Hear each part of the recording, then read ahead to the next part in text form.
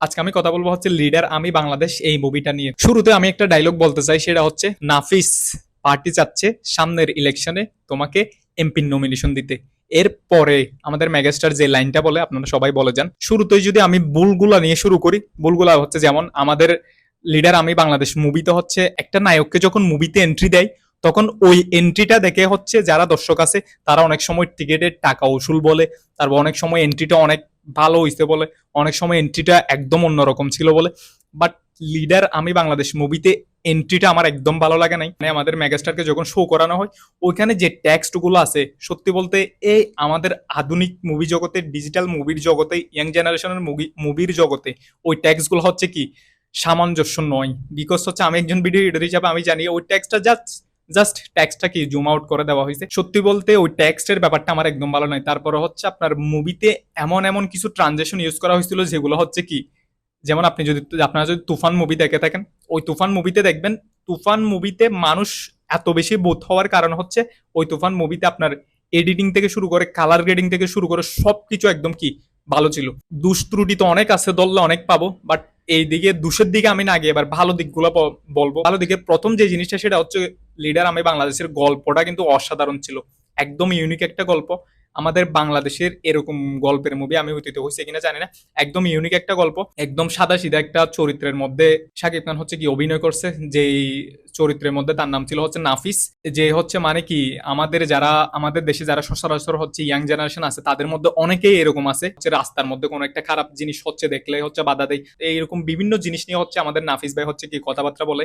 Even এমন একটা সময় গেছে তার এলাকার রাস্তাঘাট হচ্ছে না, ওইটা নিয়ে কথা বলে, ওই রাস্তাঘাটটা শেষ পর্যন্ত করে দেওয়ার পর পুরো দেশে এটা নিয়ে একটা তোলপাড় শুরু হয়।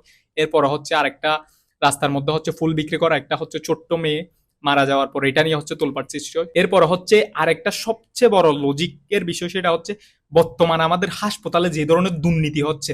এই নাফিসের বাবাকে এই হার্টের মধ্যে রিং পরাইছে বলে টাকা নিয়ে ফেলছে, কিন্তু বাট রিং পরাই নাই। আমরা কি জানি আমার মাকে আমি হাসপাতালে নিয়ে গেছি, আমি কি জানি আমার মাকে রিং পরাইছে কিনা সেটা, বাট আমি রিং পরানোর টাকা দিয়ে আসছি। বর্তমানে এই যে হাসপাতালের একটা দুর্নীতি চলতেছে, এই দুর্নীতিতে হচ্ছে অনেক গোর, মানে কি সবাই আমরা যারা মধ্যবিত্ত আছি সবাইকে গোর পাক কাচ্ছি এই প্রবলেমটা নিয়ে। হাসপাতালের প্রবলেমটা রিং পরানোর যে প্রবলেমটা, এটা খুব সুন্দরভাবে কি ফুটাই তুলছে। এরপরেই যখন হাসপাতালের যখন প্রবলেমটা শুরু হয়েছে, এরপরে কি একদম যারা দুর্নীতিবাজ ছিল তাদের একদম শেষের অবস্থা হয়ে গেছে। এরপরে হচ্ছে ছবিতে বুবলির প্রথম দিকে হচ্ছে অভিনয়টা আমার তত ভালো লাগে নাই। 10-20 মিনিটের দিকে যখন আসবেন মুভিতে আপনি ভালোভাবে ঢুকতে পারবেন না, ভালোভাবে বুঝতে পারবেন না কিভাবে কি হচ্ছে। যখন আপনি সামনে যত যাবেন মুভিতে তত আপনার গভীরতা বাড়বে, সামনে যত যাবেন তত আপনার দেখতে ইচ্ছে করবে। ঠিক ওইরকমই হচ্ছে একটা পর্যায়ে যখন বুবলি নেত্রী হতে চাই শুরু থেকে, একটা পর্যায়ে যখন এসে সে সবকিছু বুঝতে পারে তখন মুভির কাহিনীটা একদম কি অন্যরকম হয়ে যায়। শেষ পর্যায়ে গিয়ে যে কাজটা সে করে সেটা হচ্ছে একদম নেত্রীর মতো একটা কাজ করছে। মানে ওই যে নাসিফের বাসায় এসে তার বোনকে যখন বোমা দিয়ে মেরে ফেলা হয়, এই যে একটা কাজ করছে, এই কাজটা হচ্ছে একটা দেখার মতো।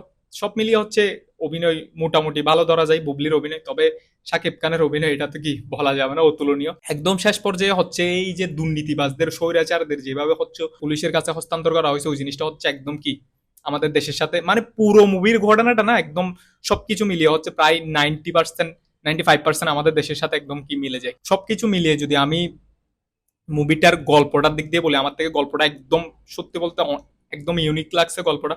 তপু ভাই যেটা করছে সেটা অসাধারণ। ভিডিওতে হচ্ছে এডিটিং এর দিক দিয়ে যদি আরেকটু ভালো হইতে পারতো মুভিটা আরো অনেক কি হইতো, ভালো হইতো আমার জানা মতে। এই যে এরকম প্রেক্ষাপটের মুভি আমাদের দেশে হচ্ছে ভবিষ্যতে আরো হওয়া উচিত। রাজনীতিক ব্যক্তিত্বদের ভয় না পেয়ে এরকম মুভি আরো অনেক হওয়া উচিত। বিকজ এই যে একটা মুভি হয়েছে এটাতে কিন্তু রাজনীতিক ব্যক্তিত্ব যারা আছে তাদের অনেক বেশি কি ছিল ভুল ত্রুটিগুলো তারা কিভাবে করতে সবকিছু দেখাই দিছে, একদম চোখে আঙ্গুল দিয়ে দিয়ে দেখাই দিছে। আর এই মুভিটা হচ্ছে বর্তমান আমাদের দেশে যখন এরকম একটা প্রেক্ষাপট চলতেছে সেই জন্য হচ্ছে এই মুভিটা অনেক আলোচনায় আছে। আপনাদের দেখে কিরকম লাগছে সেটা অবশ্যই জানাবেন। সবাই ভালো থাকবেন, আল্লাহ হাফেজ।